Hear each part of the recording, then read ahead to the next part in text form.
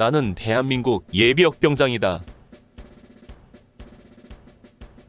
이등병 시절 45번째 이야기. 준비태세 비상훈련. 3.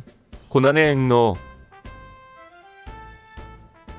중대장이 장화무게 상병을 맡기러 경비소대 막사에 들어가 있는 동안 막사 앞마당에서 기다리고 있던 우리 총일분대에게 비록 소곤거리는 말이었지만 청천벽력 같은 소리가 들려왔습니다. 그것은 우리 분대 이총에서 굴대를 잃어버렸다는 것이었습니다. 굴대는 기관총을 삼각대에 연결시켜주는 기구입니다. 비록 크지는 않지만 그것이 없으면 삼각대 기관총을 운용할 수 없는 중요한 부품이었습니다. 분실된 사정은 이랬습니다. 이총 부사수 소나무계의병과 탄약수 이하무계의병이 장상병의 낙오로 인해 쉬고 있을 때 예비총열 주머니에서 건빵을 꺼내 먹었는데 그때 예비총열 주머니 지퍼를 제대로 잠그지 않은 것입니다. 그 뒤 행군하면서 보니까 예비총열 주머니에서 건빵이 툭 떨어지는 것을 뒤따라오던 사람이 보았고 그래서 확인해 보니까 굴대는 이미 사라지고 없었던 것입니다. 이총 사수인 정상병은 화가 나서 손이병과 이병 두 사람을 쥐어박으며 다그쳤지만 어디 가서 찾겠는가. 애만 태우다가 경비대 내무반으로 가서 장상병에게 내일 부대로 돌아갈 때 잘 살펴보고 찾아가라고 부탁할 뿐이었습니다. 경비대 내무반에서 대공초소로 오르는 그 뒷길은 무척 험한 바위길이었습니다. 바위 틈으로 난 작은 길을 밧줄을 잡고 올라가야 했습니다. 높은 고지인지라 길 중에 군데군데 아직 얼음이 완전히 녹지 않아서 미끄러웠습니다. 통신대 건물이 있는 큰 바위 산등성이를 넘었습니다. 9.15 고지를 넘은 것입니다. 이제부터 길은 더욱 험해졌습니다. 그동안 올라왔던 길은 병력이 이동하고 보급품들을 수송하기 위해 그런대로 닦여진 길이었는데 이제부터는 그야말로 자연 그대로의 산등성이를 헤치고 나아가야 했던 것입니다. 선봉조로 앞장서서 나아가는 이소대가 길을 만들면서 진행했습니다. 나무 사이 바위 틈 등을 빠져나가는 악전고투가 계속되었습니다. 앞에서 계속 전달이 왔습니다. 뒤로 전달, 암석지대 주의. 뒤로 전달, 빙판 주의. 뒤로 전달, 웅덩이 주의. 뒤로 전달, 눈길 주의. 봄빛이 완연한 3월 29일이었지만 9.15 고지 능선에는 무릎까지 빠지는 흰눈이 쌓여 있었습니다.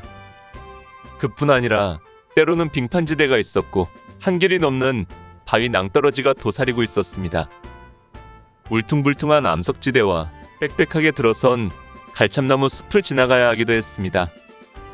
우리는 이런 길을 고개사가 되어 바위 틈을 빠져나가야 했고 나무줄기 하나를 움켜잡고 온몸을 맡긴 채 타잔처럼 낭떠러지를 내려가야 했습니다. 때로는 눈길에 미끄러져 엉덩이 스키를 타며 내려갔고 나무 사이를 다람쥐처럼 빠져나가기도 했습니다. 이 험한 길을 가면서도 나의 모든 관심은 온통 내 군장 뒤에 걸려있는 예비총열 주머니에 모아져 있었습니다. 우리 일총의 예비총열 주머니는 상태가 좋지 않았습니다. 즉, 지퍼가 고장나서 때때로 쫙 벌어지는 일이 있었던 것입니다. 이런 상황이기에 나는 이총의 굴대 분실 이후 신경이 예민해져서 절벽을 내려온 후나 눈길에 미끄러지고 난 뒤에 꼭꼭 내 사수인 이상병에게 예비총열 주머니 상태를 확인해달라고 부탁하곤 했습니다. 정말로 힘든 행군이었습니다. 발바닥이 아프고 무릎에 통증이 오기 시작했습니다. 내가 이 정도 힘들 정도면 체력이 약한 라이병이나 기밀병 등은 얼마나 힘들 것인가. 나보다도 그들이 더 걱정이 되었습니다. 휴식 시간이면 모두들 군장을 짊어진 채 그대로 바닥에 쓰러져 누웠습니다. 고참이나 쫄병이나 육체의 고달픔 앞에서는 모두가 똑같은 인간이었습니다. 9.15 고지를 오르는데 3시간이 좋게 걸렸고 개골령이라 불리는 902 고지로 내려오는데 2시간 걸렸습니다. 산악을 5시간이나 헤매며 행군한 것입니다. 우리는 개골령 정상에서 휴식을 취했습니다. 시간은 날이 바뀌어 3월 30일 새벽 1시가 넘어가고 있었습니다. 이번 준비태세 훈련에서 우리 중대는 진지에 투입되기 전에 9.15 고지의 통신대를 보호하는 임무를 수행하고 다시 후만동이라는 곳에 가서 대대가 전체 집결한 다음 진주로 투입되도록 계획되어 있었습니다. 이 계획에 따라서 후만동으로 가기 위해 902에서 우리가 갈 수 있는 길은 모두 3개였습니다.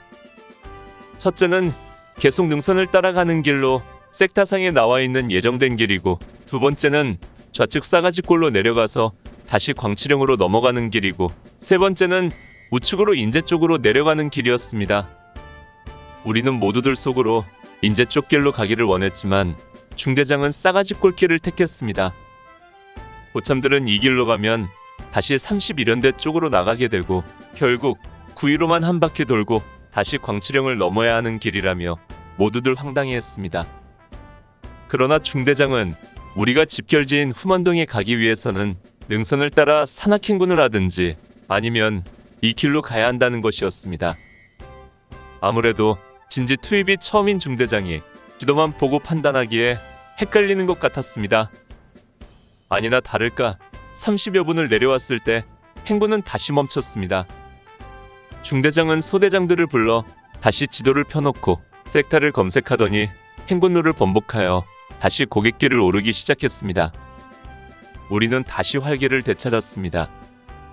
비록 30여 분 헛걸음을 했지만 그래도 인제 쪽으로 곧바로 갈 수 있다는 것이 다행스러웠기 때문입니다. 삼천교육대가 뚫고 있다는 902 길은 구비구비를 따라 꼬불꼬불 이어지고 있었습니다.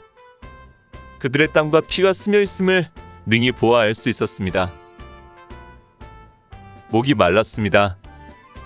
수통의 물은 이미 오래전에 다 마셔버렸고 그동안 간간히 눈을 집어 삼키며 갈증을 달래왔는데 이제는 그나마 눈도 없는 것입니다. 902 고지에서 인제 쪽으로 내려가는 길 오른쪽 계곡에서는 물 흐르는 소리가 콸콸 들렸습니다.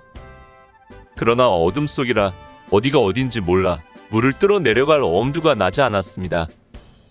저 물소리가 내 목구멍으로 넘어가는 물소리라면 얼마나 좋을까.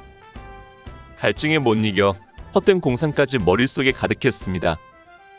휴식 시간이라도 주면 내려가서 물을 떠오겠는데 그동안 늦어진 행군 시간을 보충하기 위해서인지 중대장은 휴식도 없이 계속 진행시키고 있었습니다. 새벽 3시가 되어갈 때쯤 우리는 902 고갯길에서 내려와서 신장로길과 만났습니다. 우리는 이제 다 왔다는 생각으로 기쁜 마음에 휩싸였습니다. 이제는 지긋지긋한 산을 타지 않아도 된다는 안도감에 우리 모두는 함성이라도 지르고 싶은 심정이었습니다. 그날 나는 9.15 고지를 넘으며 이렇게 노래했습니다. 9.15 고지. 옛날 하늘나라 힘센 장수가 하늘나라 어여쁜 공주님이 어쩌다가 지상에 흘려버린 꽃신을 찾으려고 이 땅에 내려와 여기저기 헤집고 다녀서 산이 생기고 들이 생기고 강이 생기고 바다가 생겼다는데 여기는 그가 미끄러졌던 곳인가. 처연한 비탈길, 험한 바위길, 오르막 내리막길. 작은 새 한 마리라도 오늘 나와 벗삼는다면 내가는 이 길의 고난도 즐거우련만. 아무도 벗들이 없는 행렬은 힘잃은 증기차처럼 허덕이고 있었다. 하늘나라 장수가 미끄러져 엉덩방아 찌은 곳. 나도 한길 절벽에 미끄러지고 말았다. 9.15 고지를 넘으며 오늘 추억여행에 함께 해주셔서 감사합니다. 다음 이야기를 기대해 주시고 구독과 좋아요 부탁드립니다. 당100